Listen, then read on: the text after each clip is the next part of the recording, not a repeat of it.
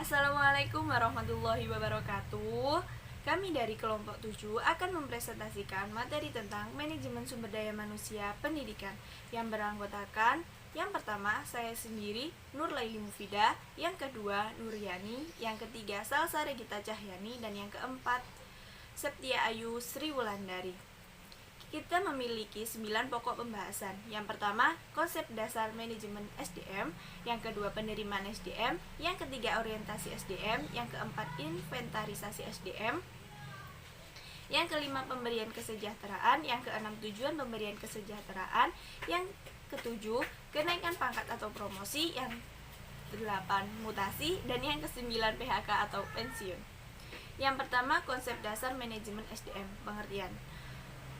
Menurut Collingwood dan Ritchie, berpendapat manajemen sumber daya manusia merupakan bagian pekerjaan manajemen yang berhubungan dengan manusia, baik sebagai perseorangan maupun sebagai kelompok, dan dengan sumbangannya pada efektivitas organisasi. Tujuan manajemen sumber daya manusia memiliki 4 aspek. Yang pertama, tujuan sosial adalah agar organisasi bertanggung jawab secara sosial dan etis terhadap kebutuhan dan tantangan masyarakat dengan meminimalkan dampak negatifnya. Yang kedua, tujuan organisasional adalah sasaran formal yang dibuat untuk membantu organisasi mencapai tujuannya. Yang ketiga, tujuan fungsional adalah tujuan untuk mempertahankan kontribusi SDM pada tingkat yang sesuai kebutuhan organisasi. Yang keempat, tujuan individual adalah tujuan pribadi dari tiap anggota organisasi yang akan dicapai melalui aktivitasnya dalam organisasi. Menurut Hasibuan, fungsi manajemen SDM adalah perencanaan, pengorganisasian, pengarahan, pengendalian, pengadaan, pengembangan, kompensasi, pengintegrasian, pemeliharaan, kedisiplinan, dan pemberhentian. Yang materi yang kedua, penerimaan SDM. Undang-Undang Nomor 5 Pasal 56 Tahun 2004 menegaskan, setiap instansi pemerintah wajib menyusun kebutuhan jumlah dan jenis jabatan PNS berdasarkan analisis jabatan dan analisis beban kerja. Penyusunan kebutuhan sebagaimana dimaksud dilakukan untuk jangka 5 tahun yang diperinci per 1 tahun berdasarkan prioritas kebutuhan. Seleksi, proses pengambilan keputusan di mana individu dipilih untuk mengisi suatu jabatan berdasarkan hasil penilaian, karakteristik individu, dan syarat jabatan. Tahap seleksi. Seleksi memiliki 3 tahap, yakni yang pertama, praseleksi, kebijakan dan penetapan prosedur seleksi. Yang kedua, seleksi, pengajuan seleksi dan implementasi dari peraturan di tahap sebelumnya. Yang ketiga, pasca seleksi, pengumuman berupa penerimaan atau penolakan. Proses seleksi menurut Armstrong 2006. Proses seleksi terdapat 3, yakni yang pertama, deskripsi persyaratan, definiting requirement, mencakup persiapan deskripsi pekerjaan dan spesifikasi, penetapan terminologi dan kondisi pegawai.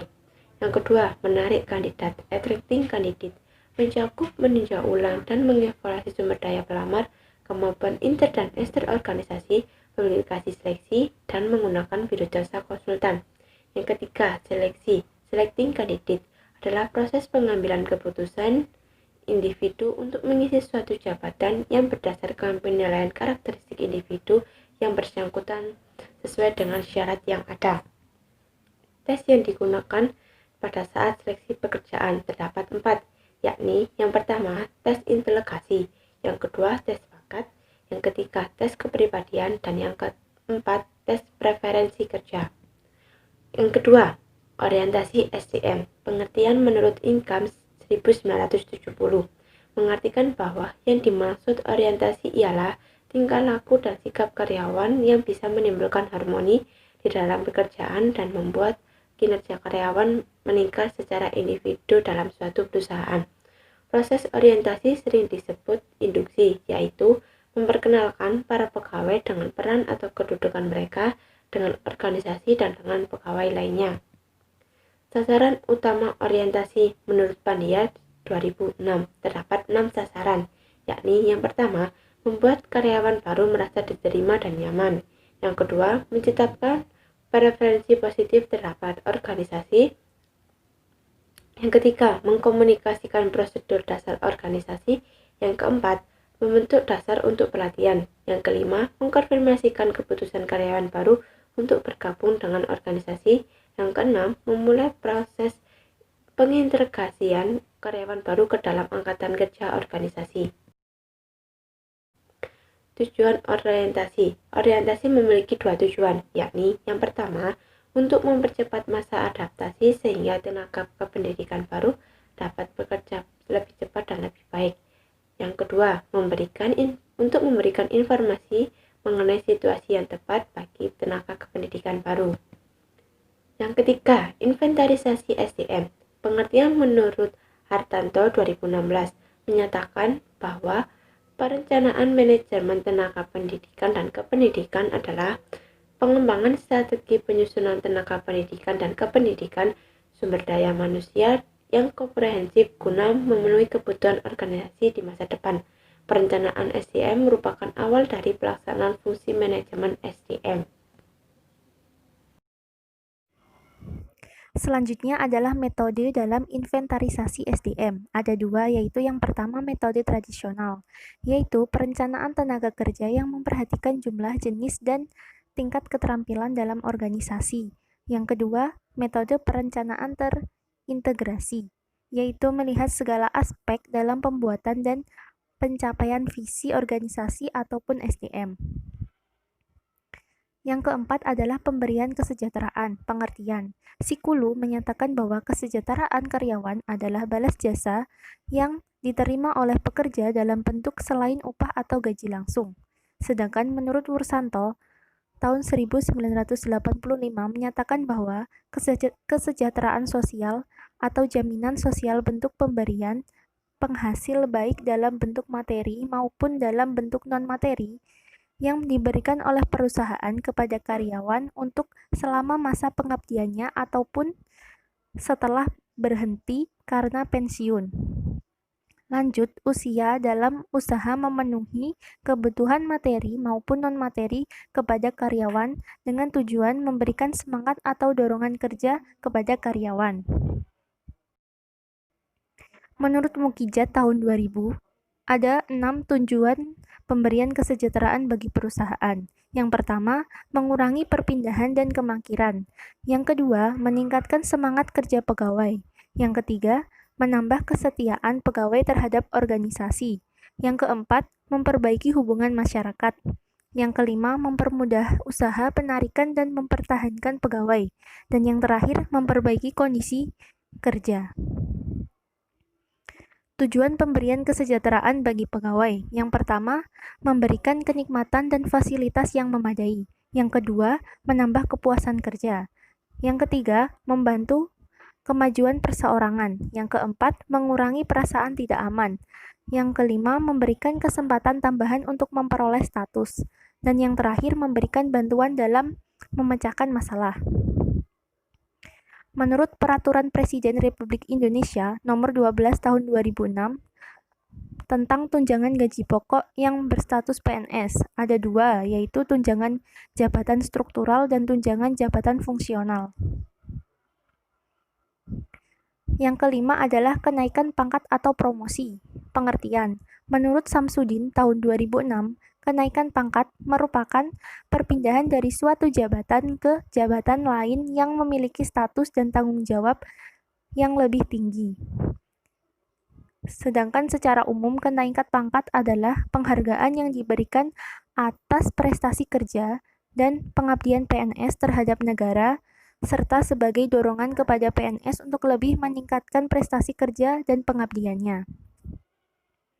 Peraturan Pemerintah Nomor 12 Tahun 2002 tentang kenaikan pangkat PNS. Jenis kenaikan pangkat PNS ada 5, yaitu kenaikan pangkat pilihan, kenaikan pangkat reguler, kenaikan pangkat anumerta, kenaikan pangkat pengabdian, dan yang terakhir adalah kenaikan pangkat prajurit wajib. Selanjutnya, mutasi. Undang-Undang Nomor 5 Tahun 2014 tentang Aparatur Sipil Negara, Pasal 73 menyatakan bahwa setiap PNS dapat dimutasi tugas dan atau lokasi dalam satu instansi pusat, antar instansi pusat, satu instansi daerah, antar instansi daerah, antar instansi pusat dan instansi daerah, dan keperwakilan negara kesatuan Republik Indonesia di luar negeri. Niti Semito mengemukakan bahwa mutasi adalah kegiatan dari pimpinan perusahaan untuk memindahkan karyawan dari suatu pekerjaan yang lain yang dianggap setingkat atau sejajar. Penyebab mutasi menurut M. Manulang, pertama, mengatasi keadaan darurat karena fluktuasi volume pekerjaan. Yang kedua, kebutuhan untuk menyesuaikan sementara, misalnya karena seseorang tidak masuk kerja. Tujuan dari mutasi dalam tenaga pendidik dan kependidikan, yang pertama, mengusahakan orang yang tepat pada tempat yang tepat. Kedua, kerjasama kelompok. Ketiga, menciptakan persaingan sehat. Keempat, meningkatkan semangat kerja. Kelima, saling menggantikan. Dan keenam, dalam rangka promosi. Kemudian PHK, pemutusan hak kerja atau pensiun. Menurut Benti dan Gunawan, pemutusan hubungan kerja meliputi pemberhentian seorang pegawai yang mengakibatkan yang bersangkutan kehilangan statusnya sebagai pegawai negeri sipil. Pemberhentian yang bersangkutan tidak bekerja lagi pada suatu satuan organisasi negara tetapi tetap berstatus sebagai pegawai negeri sipil maupun pemberhentian karena sebab-sebab lain. Menurut Benti dan Gunawan, pensiun adalah tidak bekerja lagi karena masa tugasnya sudah selesai. Pensiun diartikan sebagai jaminan hari tua dan sebagai balas jasa terhadap PNS yang telah bertahun-tahun mengabdikan dirinya kepada negara. Pensiun diberikan kepada PNS sendiri, janda atau duda, anak atau orang tua PNS yang bersangkutan.